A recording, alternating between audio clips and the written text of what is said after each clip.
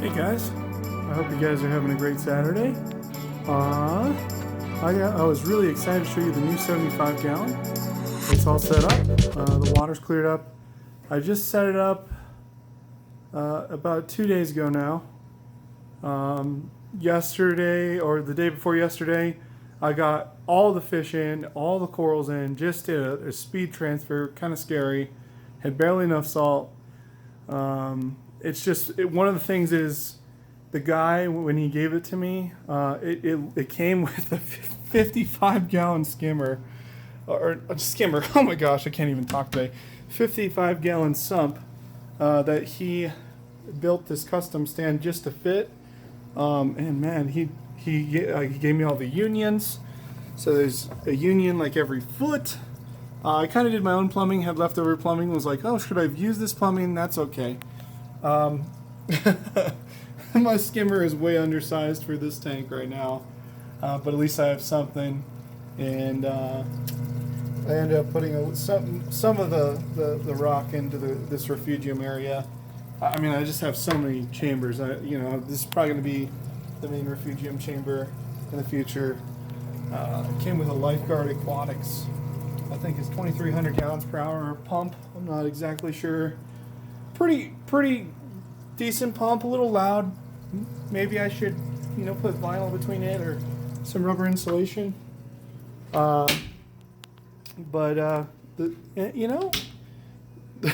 the stand is 4 feet tall, so it's a little nervous to be around it right now. But there's an anchor back there that we're going to be working on.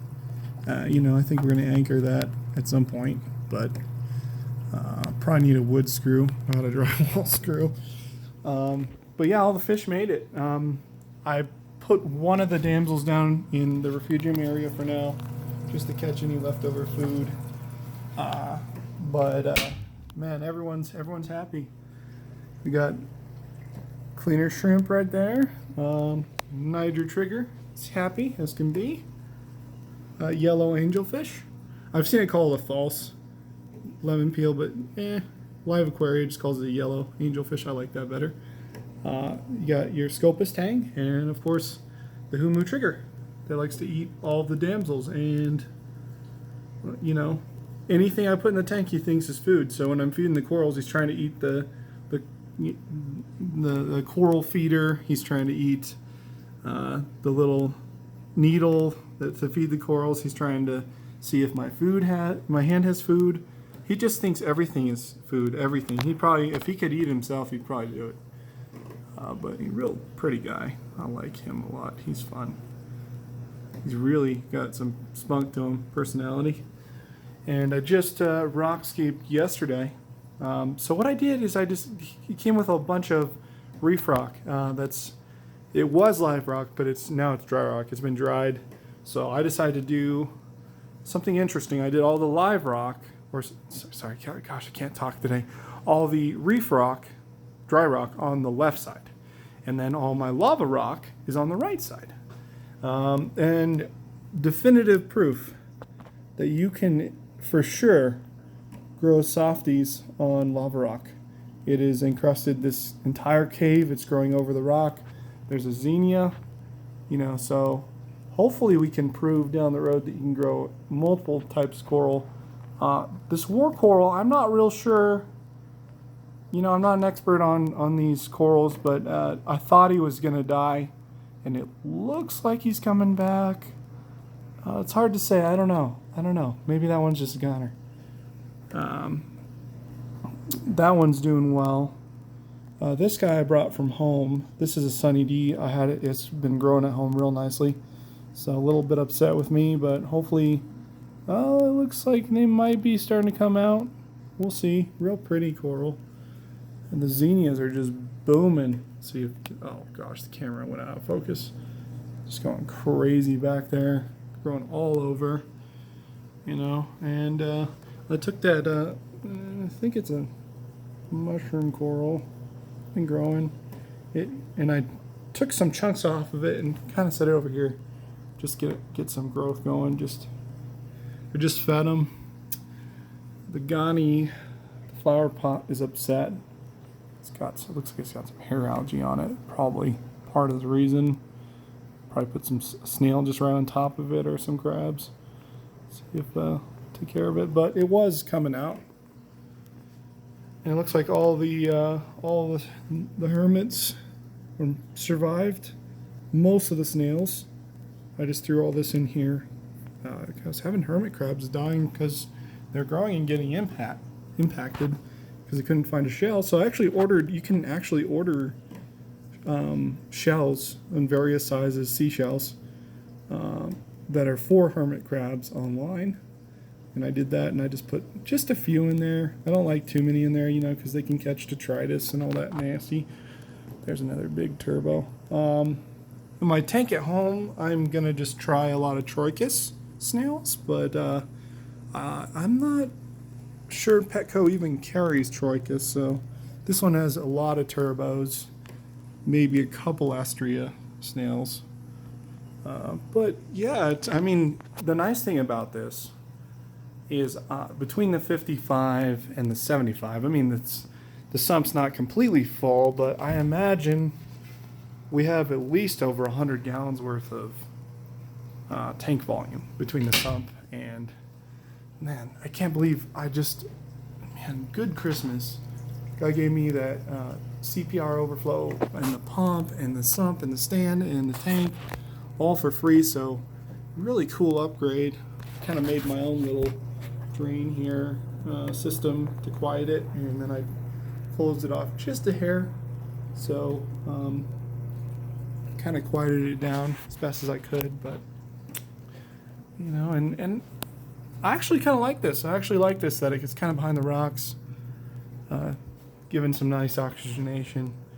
So I don't think I really care all that much that there's bubbles going into the tank. They're not like flying around. It's kind of cool. And I'm not a purist. I have decorations. I like the little the skeletons, the extinction look. So I'm hoping those Sunny D's come out because that'll be pretty cool. I don't know how I feel about the placement of that one right next to that one, but it's a work in progress. I'll figure it out. It's sometimes hard to spread them out. You want to kind of spread them out, get a little bit of varied look, but sometimes it's hard to do. But yeah, we're just moving along.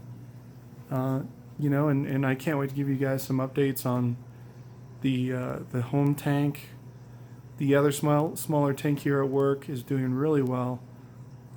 Since I turned the light off, I turned the Kessel light off because it was stuck on, and that's why I was having dinos and all sorts of crazy algae, and I just turned it off. And it's been about a week and a half now, and it's almost all gone. So if you don't have corals that are too sensitive, or you have a Fowler fish-only tank, and you get a crazy outbreak of algae, I would make sure your timers and everything are functioning right, or at the very least consider turning your lights off to kill some of those photosynthetic organisms that are taking over, because you want the good photosynthetic organisms to be in control. Xenia, you can't go wrong with Xenia. They soak up a lot of phosphates, a lot of nitrates. They're really good at they grow like weeds, so that's the only downside. But I think for a beginner coral, you can't really go wrong. They pulsate. They can save your tank. If the tank's parameters are out of control, they're not really high demand. I don't have crazy lighting system on here. I have two Max Spec Celestials CF35 full spectrum, and then I just have a retrofitted Zoomid T5. I think it's 35 watt, and then just Tunzi 8850 underwater LED. Ooh, I need to fix the angle on that. Kind of angled the wrong way. But yeah, guys, you do what you can, and I'll tell you what, in my experience, it's really cool if you can build relationships with people in whatever avenue you're working, whether you're in fish or you're in flooring like myself. If you meet people and you just are decent to them, and even if you don't get their business, they might end up moving, and they're going to think of you, and then bam, you get a really cool upgrade. So my advice is to new reefers is just look for those deals and be friendly and courteous to people, and just chat with them a little bit about yourself, and they might find out that you like salt water, and before you know it, you might get a really cool free tank stand setup. So yeah, I have more tanks than I know what to do with, but I'm trying to focus on this one for now. So, well, I hope you guys have a great weekend. And